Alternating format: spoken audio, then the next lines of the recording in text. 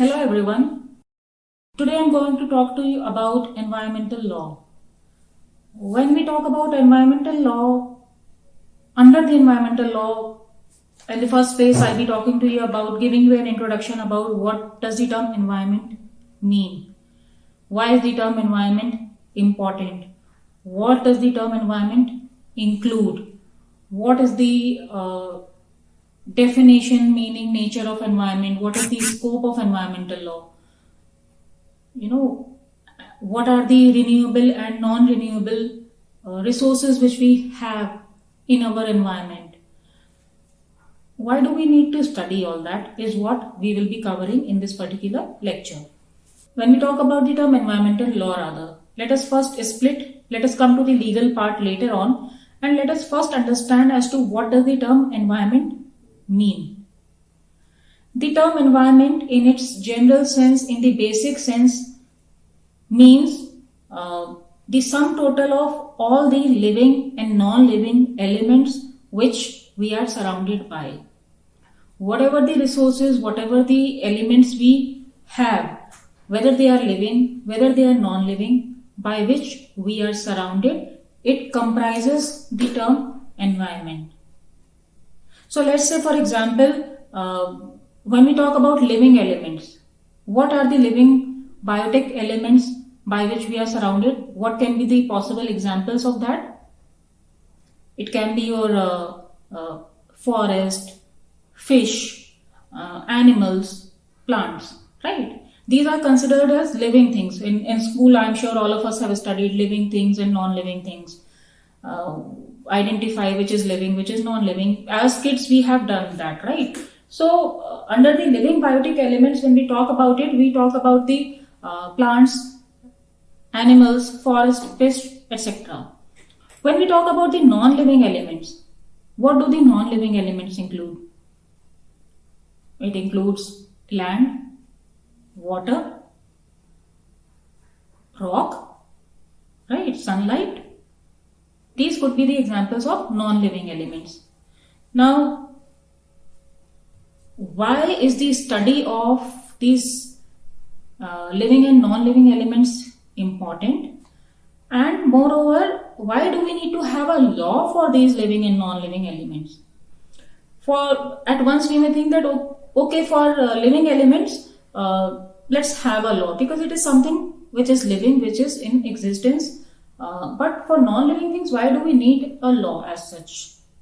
But no, when we talk about the term environment, no, it is not just a term environment, but if we look at it deeply, if we try to analyze it a little, we will understand as to how much it is important for us.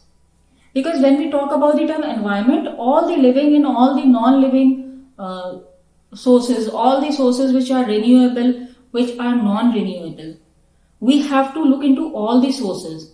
And when we talk about these renewable and non-renewable sources, we do not have them unlimited resources. We do not have unlimited resources with us.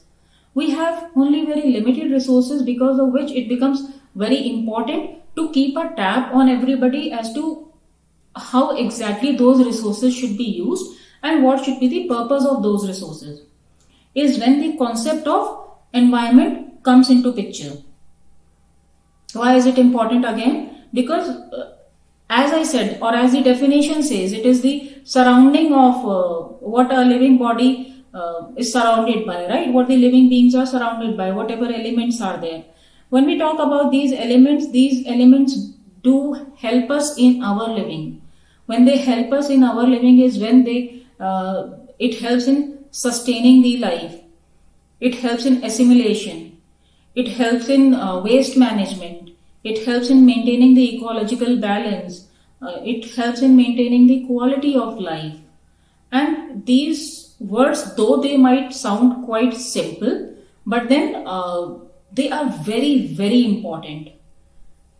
So that's why the term environment is really very important. And when we talk about the term environment, again, since we say it is environment, it's important. It's by whatever we are surrounded by. It can again be classified into subcategories. Say for example, we can classify it as macro environment, we can classify it as micro environment. When we talk about macro environment, we talk about the environment at large. When we look at the larger picture, when we look at the whole country or the world at large, is when we talk about the macro environment, and steps need to be taken as to what has to be done in order to regulate, in order to sustain that. When we talk about the micro environment, that term macro has many subheads to it. It has, like a chapter, and it has many headings and many subheadings and many points to a particular topic. Similarly, under the macro environment also, there are those minute particles which are required for sustaining the life, which are required for the well-being of a person, is when micro environment is also of utmost importance. Similarly, environment can be divided into physical environment, it can be divided into biotic environment.